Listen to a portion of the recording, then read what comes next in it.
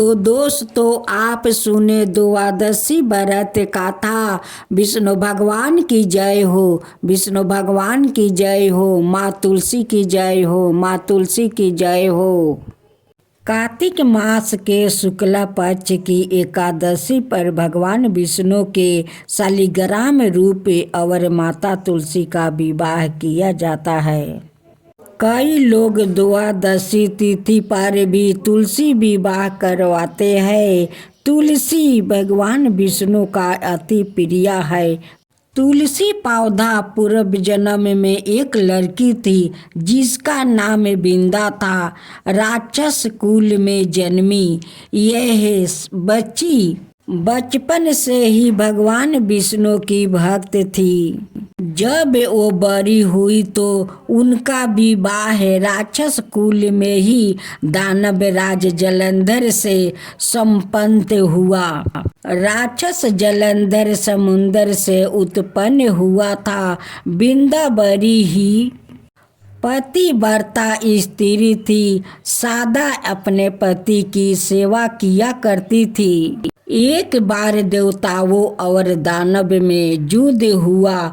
जब जलंधर युद्ध पर जाने लगे तो बिंदा ने कहा, स्वामी आप युद्ध पर जा रहे हैं, आप जब तक युद्ध में रहेंगे मैं पूजा में बैठकर आपकी जीत के लिए अनुष्ठान करूंगी।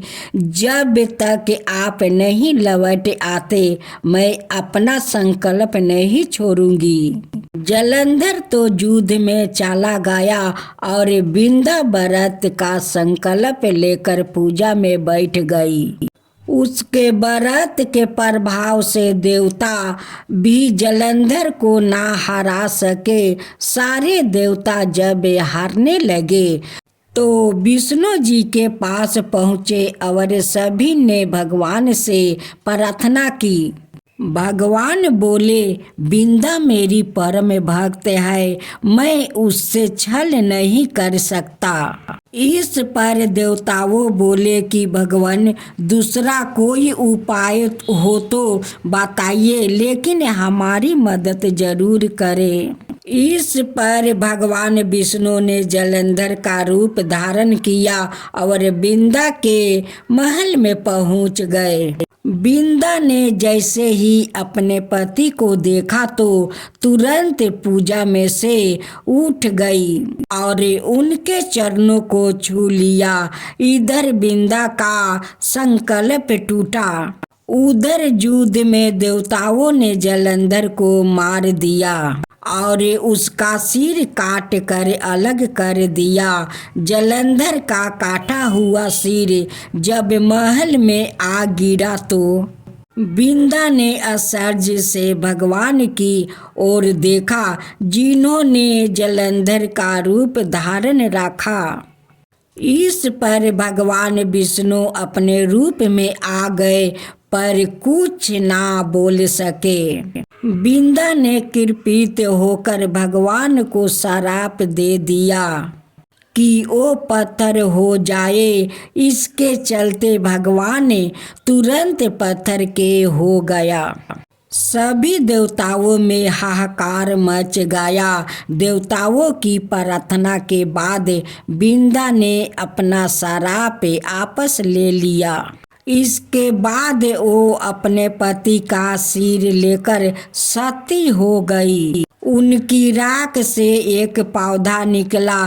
तब भगवान विष्णु जी ने उस पौधा का नाम तुलसी रखा और कहा कि मैं इस पत्थर रूप में भी रहूंगा, जिस शालिग्राम के नाम से तुलसी जी के साथ ही पूजा किया जाएगा। इतना ही नहीं, उन्होंने कहा कि किसी भी शुभ कार्य में बिना तुलसी जी के भोग के पहले कुछ भी स्वीकार नहीं करूँगा। तभी से ही तुलसी जी की पूजा होने लगी। कार्तिक मास में तुलसी जी का विवाह शालिग्राम जी के साथ किया जाता है। साथ ही देवउठानी एकादशी के दिन इस तुलसी विवाह के रूप में मनाया जाता है। शुक्ला पक्ष की एकादशी को देवउठानी एकादशी कहा जाता है। इसे देवो प्रबोधिनी एकादशी और देवोत्थान एकादशी भी कहा जाता है।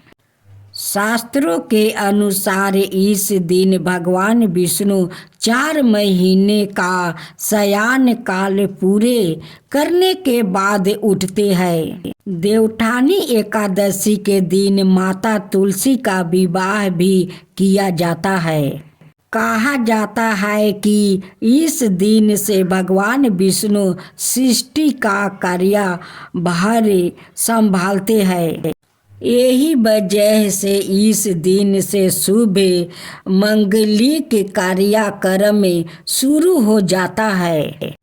इस दिन भगवान विष्णु की विधि विधान से पूजा अर्चना की जाती है। मानता है कि एकादशी व्रत रखने से भगवान विष्णु की विशेष कृपा प्राप्त होती है और मृत्यु के पश्चात मोक्ष की प्राप्ति होती है। सुबह जल्दी उठकर स्नान आदि से निवृत्त हो जाए, घर के मंदिर में दीप प्रज्वलित करे, भगवान विष्णु का गंगा जल से अभिषेक करे, भगवान विष्णु का पुष्पों और तुलसी दल अर्पित करे। अगर संभव हो तो इस दिन व्रत भी रखे। देवउठानी एकादशी के दिन तुलसी विवाह भी होता है। इस दिन भगवान विष्णु के शालिग्राम अवतार और माता तुलसी का विवाह किया जाता है। इस दिन माता तुलसी और शालिग्राम भगवान के भी विधि विधान से पूजा करे, भगवान की आरती करे, भगवान को भोग लगाए। इस बात का विशेष ध्यान रखे कि भगवान को सिर्फ सात्विक चीजों का भोग लगाया जाता है। भगवान विष्णु के भोग में तुलसी को जरूर शामिल करे। ऐसा माना जाता है कि बिना तुलसी के भगवान विष्णु को भोग ग्रहण नहीं करते हैं। इस पावन दिन भगवान विष्णु के साथ ही माता लक्ष्मी की पूजा भी करें। जय लक्ष्मी माता मैया, जय लक्ष्मी माता, तुम कौन सी दिन सेवते हरि विष्णु दाता। ओम जय लक्ष्मी माता।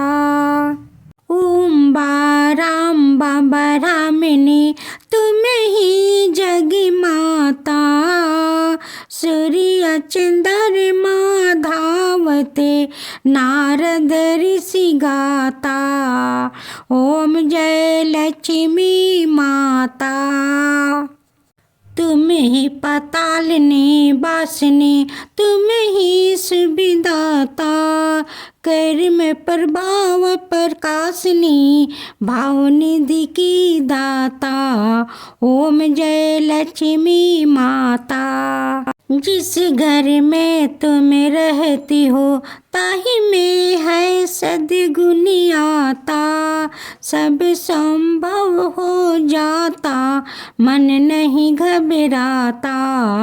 ओम जय लक्ष्मी माता। तुम बिना ज्ञान ना होता, बस्तर ना कोई पाता, खाने पान का भाव सब तुमसे आता।